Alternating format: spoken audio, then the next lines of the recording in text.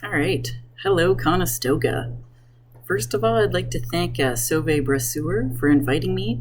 I'm glad to see that the CWB-A is still going strong despite it all.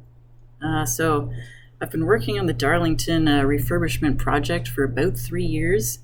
I've been on different construction series all over the refurb units, but right now I'm working on the upper feeder and mid feeder replacement series, which has been going on since August or so.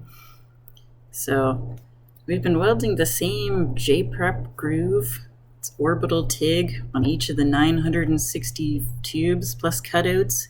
We've only had one VT fail so far at 80% completion, so the inspection side of the job isn't really as interesting. The more interesting side of it is the work environment. I know the term soft skills is thrown around a lot by the media and by employers, especially when the topic is young workers. Usually it's expected to refer to communication skills, knowledge of Microsoft Office, or time management skills. But I would say that the most necessary skill for my job, and for many others like it, is tolerance for discomfort. This term encompasses many different abilities. There are hazards that my colleagues and I face every day that most people would have difficulty with. To begin, in order to go into containment at this time, a 25-pound rubber suit is required. The suit has gloves and overshoes built into it, so you pull it on over your work boots and your issued boiler suit and zip up the shoulders at the opening by the head. You have to wear 3 pairs of gloves in containment, 1 cotton and 2 rubber. The cotton ones just soak up the sweat. You'll also have fabric boots on over your work boots so you can get out of the suit without being contaminated, just another layer to add to the heat. Obviously, because it's a construction site, you'll have a hard hat on your head, and on this hard hat you attach your comms / hearing protective equipment. So over all of that, you're going to put a Tyvek hood. The Tyvek hood is kind of like an extra large t-shirt, but it has a whole covering for your entire head, plus a plastic viewing window to look out of. And you still need your safety glasses on under it. So the suit works through positive air pressure, so it has a valve on the right hip that you connect to air. You have to stay connected to air in order to breathe properly and to stop you from fogging up. In the vault, after about 1 minute of being disconnected, about half of the air in the suit is tritiated. In other words, it has radioactive water vapor mixed in with it, which is about the worst thing for living beings in terms of dose. In order to move around in the vault, you have to disconnect this airline in order to climb ladders, scaffolding, or stairs, or even just to get to the other side of the work platform, because they're only about 30 feet long at best. So when you're disconnected from air, condensation can fog up your entire view screen and your safety glasses, so you might be almost totally blind at points. It's a very loud environment, just because of all the equipment running in the background, the ACUs. So the only way to communicate with workers who aren't on the same comm channel as you is to yell directly at the side of their head and hope that they hear you. The vault is usually just hot on itself because the AC units can't run all the time when certain welds are being made because they disrupt the shielding gas. So the area that I work in is usually around just under 30 degrees. In summertime, it can get much hotter than that. Being in a plastic suit in general, moving around gets stiflingly hot very quickly. Because the suit is designed to work on positive air pressure, it inflates like the Michelin Man. It's very much like the suits that are on The Simpsons, really. It's this big yellow inflated thing. So getting into a small work platform or crawling through a tunnel made of scaffolding can be very difficult on air because the suit snags and gets wedged really easily. And if the Tyvek hood becomes torn, it must be taped in order to prevent a loss of clean air. The hood doesn't really give you a full field of view, so tears and headbangs happen very often. The plastic suit ensemble is actually just middle-of-the-road requirement. The lesser RRPE being, or radioactive protective equipment, being a Confo half mask and a cloth anti-contamination suit. The more protective option is the plastic suit ensemble I just described, plus a double plastic ensemble, where a clear plastic suit is pulled on over everything I just mentioned and taped at all the seams. It's even taped down around your head. So you have to stay connected from air, or else you get heat exhaustion fairly quickly. So that ensemble is only in the event that you might get wetted by D2O, sort of reserved for more hazardous work. But all of this stuff that I've mentioned so far can be worn with fall arrest harnesses underneath it, with the D-ring coming out of a special hole on the upper back.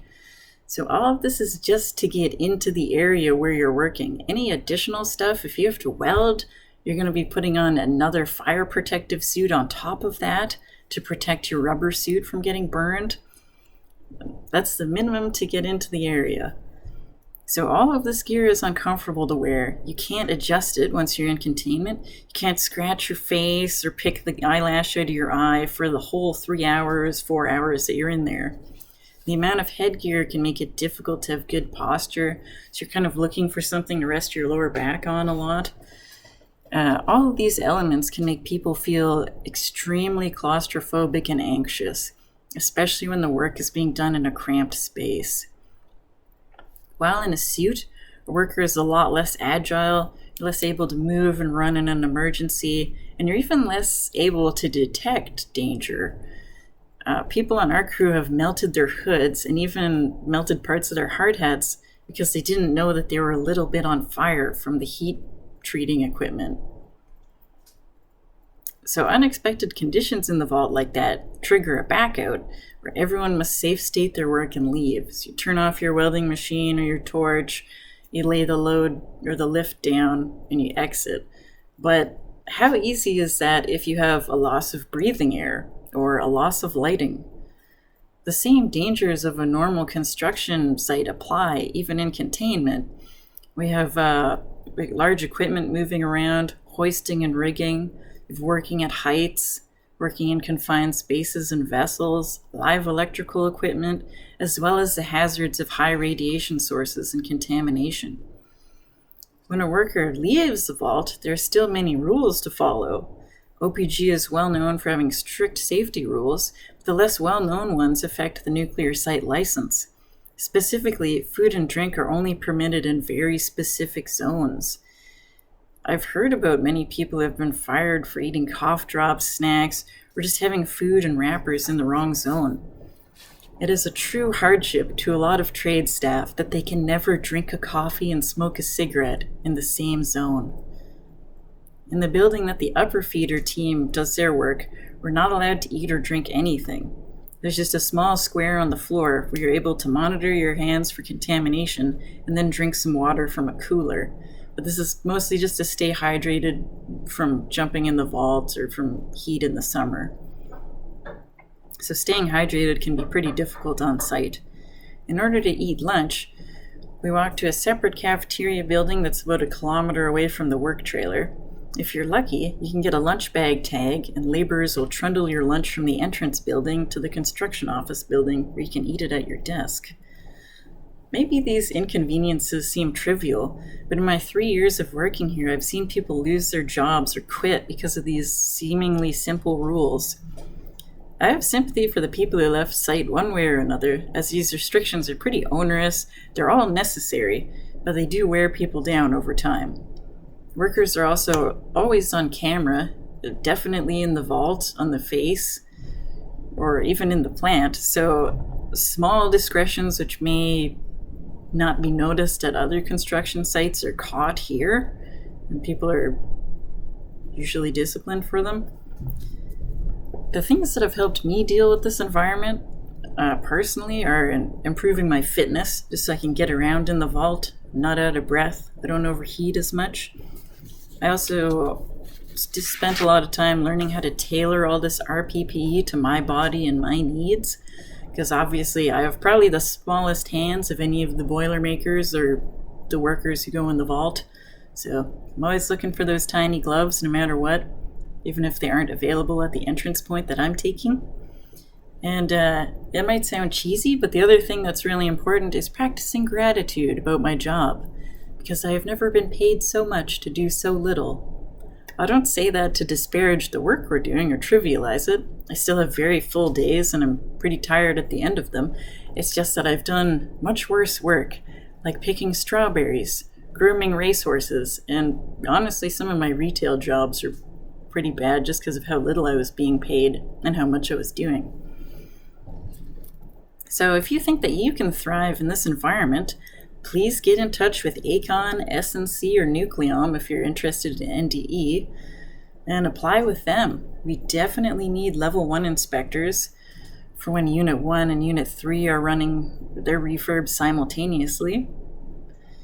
And I've linked each company below, so good luck with the rest of your school year, and who knows, I may see you in the vault someday.